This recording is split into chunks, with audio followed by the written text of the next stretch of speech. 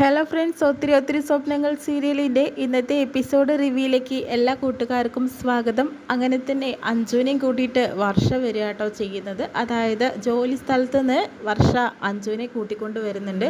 ആ സമയത്ത് അഞ്ജു പറയുന്നുണ്ട്, രാഹുൽ എന്നെ കൂട്ടിക്കൊണ്ടുവരാമെന്ന് പറഞ്ഞതാണ്, പിന്നെ താൻ വന്നപ്പോൾ തൻ്റെ കൂടെ വന്നു എന്ന് പറയുന്നു. എന്നാൽ പിന്നെ താൻ എനിക്ക് ആദ്യമേ പറഞ്ഞിട്ടുണ്ടെങ്കിൽ തന്നെ ഒരിക്കലും ഞാൻ കൂട്ടിക്കൊണ്ട് വരില്ലായിരുന്നു. ഇനിയിപ്പോൾ രാഹുൽ ചേട്ടൻ എന്താ വിചാരിച്ചിട്ടുണ്ടാവുക? അവനൊന്നും വിചാരിച്ചിട്ടുണ്ടാവില്ല. അവനെ ഞാൻ വിളിക്കുന്ന സമയത്തെല്ലാം ബിസിയാണ്. പിന്നെ എന്താ ഞാൻ ചെയ്യേണ്ടത്? എന്തായാലും അതിനൊന്നും പ്രശ്നമൊന്നുമില്ല, താൻ നടക്കെന്ന് പറയുന്നു. ആ സമയത്ത് നമ്മുടെ ശിവ അവിടെ ഉണ്ട് കേട്ടോ. രണ്ടുപേരും ഒന്ന് നിന്നേ, എനിക്ക് തന്നോടൊരു കാര്യം സംസാരിക്കണം. താൻ അഞ്ജുനോടാണ് എനിക്ക് പ്രത്യേകിച്ചും. താനല്ലേ വല്ല വീരവാദം മുഴക്കിയിട്ടുണ്ടായിരുന്നത്, ശ്രീനാഥ് വർഷയെ തന്നെ വിവാഹം കഴിക്കണം എന്നൊക്കെ വാശി പിടിച്ചിട്ടുണ്ടായിരുന്നത്. അതിപ്പോഴും ഞാൻ അങ്ങനെ തന്നെയാണ് പറയുന്നത്.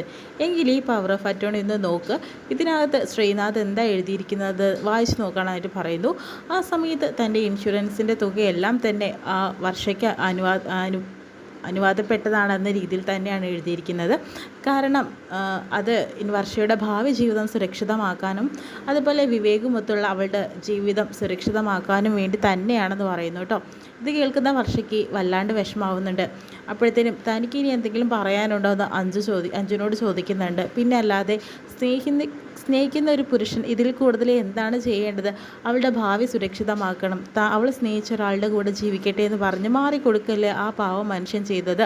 എൻ്റെ അഭിപ്രായത്തിൽ ഇപ്പോഴും ശ്രീനാഥ് ഇവൾ ഒരുപാട് സ്നേഹിക്കുന്നുണ്ട്, തിരിച്ച് ഇവളും അതുകൊണ്ടാണ് ഇങ്ങനെയൊക്കെ സംഭവിക്കുന്നത് എന്ന് പറയുന്നു കേട്ടോ.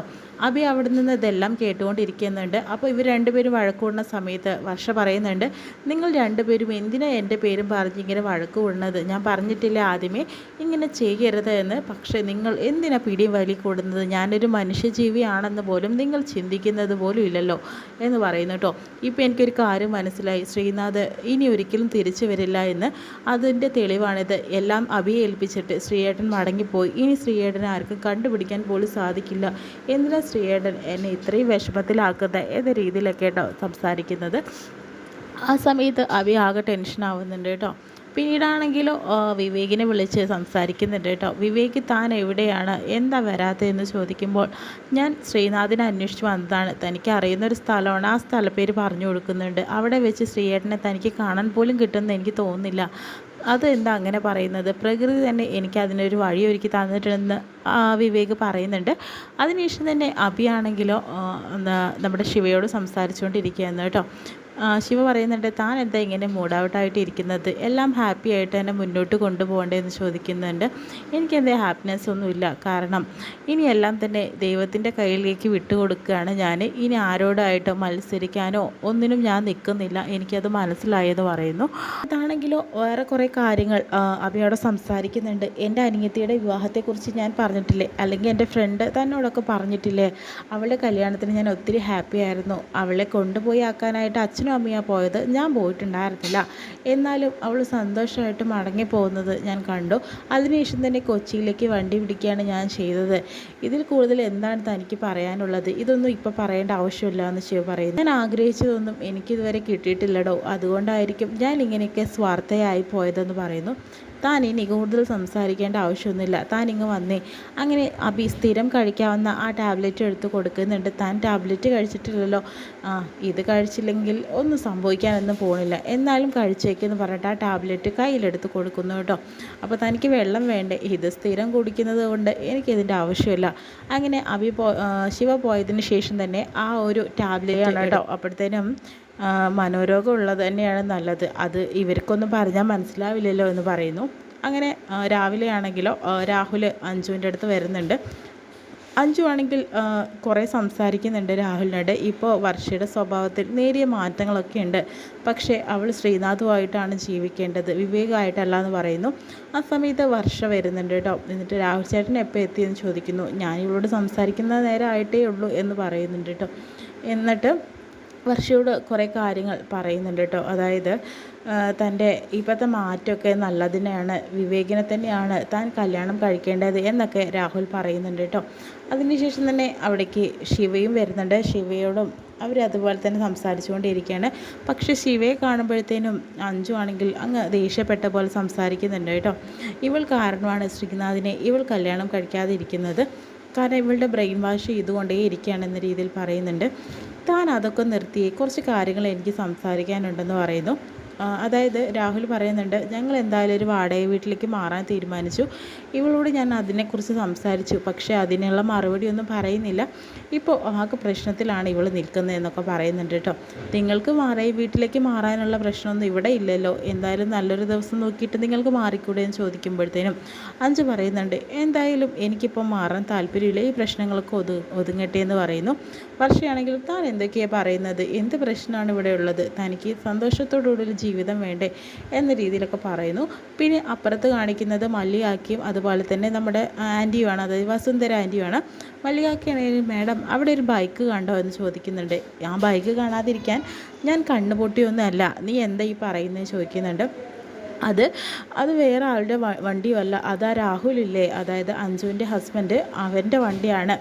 എപ്പോഴും അവരിങ്ങോട്ട് വരുന്നുണ്ട്. അവൾ അവൻ്റെ ഹസ്ബൻഡല്ലേ, പിന്നെ വരാണ്ടിരിക്കാതിരിക്കാൻ പറ്റുമോ? അല്ല, അങ്ങനെ വരുന്നത് നല്ല കാര്യമൊന്നും അല്ലല്ലോ. നീ ഒന്ന് മിണ്ടാണ്ടിരുന്നേ, ഇതൊക്കെ കുറച്ച് നമ്മൾ ഒന്ന് കണ്ടില്ല കേട്ടില്ല എന്നറിയേണ്ട കാര്യമാണെന്നൊക്കെ പറയുന്നു. പിന്നെയാണെങ്കിലും അതായത് ശിവയും അതുപോലെ തന്നെ അഞ്ചും കൂടി വീണ്ടും വഴക്കൂടുകയാണ്. അപ്പോൾ ഇതിന് രാഹുലിന് ദേഷ്യം വരുന്നുണ്ട്. വന്നപ്പോൾ മുതൽ ഞാൻ ശ്രദ്ധിക്കുകയാണ്, ശിവയെ അഭിയെ ഇങ്ങനെ വഴക്ക് പറഞ്ഞുകൊണ്ട് നടക്കുകയാണ്. അങ്ങനെ ചെയ്യേണ്ട ആവശ്യം എന്താ, താൻ ഇങ്ങനെയൊന്നും ആയിരുന്നില്ലല്ലോ അഞ്ചു, ഇപ്പം എന്താ തൻ്റെ സ്വഭാവമൊക്കെ ഇങ്ങനെയെന്ന് ചോദിക്കുന്നു കേട്ടോ. അപ്പോഴത്തേനും ഞാൻ പറഞ്ഞത് ന്യായീകരണമല്ലേ, കാരണം വെച്ചിട്ടുണ്ടെങ്കിൽ സ്ത്രീയുടെ കൂടെ അല്ലേ ഇവൾ ജീവിക്കേണ്ടത്, ഇവളുടെ ആഗ്രഹം അത് തന്നെയാണെന്ന് പറയുമ്പോൾ നമ്മുടെ വർഷയ്ക്ക് ദേഷ്യം വരുന്നുണ്ട് കേട്ടോ. താനാടോ ആരോടോ എൻ്റെ ജീവിതം നോക്കിക്കാണാനായിട്ട്, അങ്ങനെ ഞാൻ ഒരിക്കലും തന്നെ നല്ലൊരു തീരുമാനം എടുത്തില്ല. എൻ്റെ ജീവിതം തീരുമാനം എടുക്കാനുള്ള വ്യക്തിപരമായുള്ള അവകാശം എനിക്ക് മാത്രമാണുള്ളത്, എന്തിനു നിങ്ങളൊക്കെ അതിലോർത്ത് തലപുണ്ടാക്കുന്നതെന്ന് പറയുന്നു കേട്ടോ. അപ്പോഴേക്കും അഞ്ജുവിന് വല്ലാത്ത പോലെ ആവുന്നുണ്ട്. രാഹുൽ പറയുന്നുണ്ട്, കണ്ടോ ഇവളുടെ അവസ്ഥ കണ്ടോ, ഇപ്പോൾ ഇവൾ പറഞ്ഞല്ലോ ഇവളുടെ കാര്യത്തിൽ നീ ഇടപെടണ്ട എന്നാണ് അതിൻ്റെ അർത്ഥം. അതുകൊണ്ട് മര്യാദയ്ക്ക് എൻ്റെ കൂടെ വരികയായിരിക്കും നല്ലതെന്ന് പറയുന്നു. ഞാൻ എന്തായാലും ഇപ്പോൾ എല്ലാം ഒരാഴ്ച കഴിയട്ടെ എന്ന് പറയുന്നു. അതൊന്നും നടക്കില്ല, ഈ ഒരു ദിവസം തന്നെ എൻ്റെ കൂടെ വന്നേ പറ്റുള്ളൂ. ആ ആൻറ്റി ഉണ്ടല്ലോ, അവർക്കിട്ടൊരു പണി എനിക്ക് കൊടുക്കണം. പക്ഷേ ഇതെല്ലാം വസുന്ധര ആൻറ്റി അവിടെ നിന്ന് കേട്ടുകൊണ്ട് വരികയാണ് കേട്ടോ. അവരുടെ വിചാരം പല്ലിയെ പോലെയാണ് അവർ. കാരണം വെച്ചിട്ടുണ്ടെങ്കിൽ അവരാണ് എല്ലാം താങ്ങി നിർത്തുന്നതെന്നാൽ, പക്ഷേ എനിക്കൊരു ജോലി കിട്ടിയിട്ട് നിന്നെ അന്തസ്സായി പുലർത്താനുള്ള കഴിവ് എനിക്കുണ്ടെന്ന് അവർ മനസ്സിലാക്കണം. അതിനുവേണ്ടി തന്നെയാണ് ഞാൻ തന്നെ ഇവിടെ നിന്ന് ഇപ്പോൾ കൂട്ടിക്കൊണ്ട് പോകുന്നത് എന്ന രീതിയിൽ പറയുന്നു കേട്ടോ. അവർക്കൊരു അഹങ്കാരമുണ്ട്, അതൊക്കെ നിർത്തി കൊടുക്കണം എന്ന് പറഞ്ഞിട്ട് ദേഷ്യപ്പെട്ടിട്ട് പോകുന്നു കേട്ടോ. അപ്പോൾ എല്ലാവരും അവരുടെ പുറകെ പോകുന്നുണ്ട്. ആ സമയത്ത് ആൻറ്റിയെ കാണുന്നുണ്ട് കേട്ടോ. ഇവിടെ എന്താ ഇത്ര സംസാരം, അത് ഞങ്ങൾ പറയുന്നത് ഒളിഞ്ഞു കേൾക്കുമായിരുന്നു. ഞാൻ എൻ്റെ വീടിൻ്റെ മുറ്റത്ത് നിൽക്കുമായിരുന്നു, പക്ഷേ ഇവിടെ ബഹളം കണ്ടപ്പോൾ ഇങ്ങോട്ട് വന്നതാണ്. ഒരു പല്ലിയെക്കുറിച്ചൊക്കെ പറയുന്നത് കേട്ടപ്പോൾ കൂടുതൽ വന്നതാണെന്ന് പറയുന്നു. ഇതൊക്കെ നല്ല സ്വഭാവമാണോ, നിങ്ങളിവിടെ ഇങ്ങനെ ഒളിഞ്ഞു കേൾക്കുന്നതെന്ന് പറയുന്നത്. അപ്പോഴത്തേനും അങ്ങനെ ഒളിഞ്ഞു കേട്ടല്ലോ, ഉറക്കെ പറഞ്ഞപ്പോൾ കേട്ടോന്നേ ഉള്ളൂ, അതെന്താണെന്നറിയാൻ വേണ്ടി തന്നെ വന്നതാണ്. ഈ പെൺകുട്ടിയുടെ അനുവാദമില്ലാതെ രാഹുൽ ഇവളെ കൊണ്ടുപോകാൻ ശ്രമിക്കുന്നത് എന്തിനാണെന്ന രീതിയിൽ പറയുന്നുണ്ട്. നിങ്ങളുടെ പോലെ തന്നെയാണ് ഇവരുടെ സ്വഭാവം ഇപ്പോൾ. കാരണം ഇവിടെ നിന്ന് നിങ്ങളുടെ അതേ സ്വഭാവം ഇവർക്കും ആയിട്ടുണ്ട്. ഇവർക്കൊന്നും പുരുഷനെ പിടിക്കാതെയായി എന്ന രീതിയിൽ പറയുന്നുണ്ട്. നിങ്ങൾക്കും നിങ്ങളുടെ ഹസ്ബൻഡിനെ ഒട്ടും വിലയില്ലല്ലോ, അതുപോലെ തന്നെ ആയി ഇവളുമാരും എന്ന രീതിയിൽ പറയുന്നു കേട്ടോ. അപ്പോൾ വസുന്ധര ആൻറ്റിയോട് കയർത്ത് സംസാരിക്കുന്ന രാഹുൽ എന്നെ നോക്കി നിൽക്കുക കേട്ടോ. അഞ്ചൊരു നിസ്സഹായ അവസ്ഥയിലാണ്. കാരണം രാഹുൽ ഇങ്ങനെയൊന്നും പറയുന്നത് അഞ്ജുവിന് ഒരിക്കലും അറിയില്ലായിരുന്നു കേട്ടോ. ഇത്രയും കാണിച്ചുകൊണ്ട് ഇന്നത്തെ എപ്പിസോഡ് വിശേഷം കഴിയുന്നത്.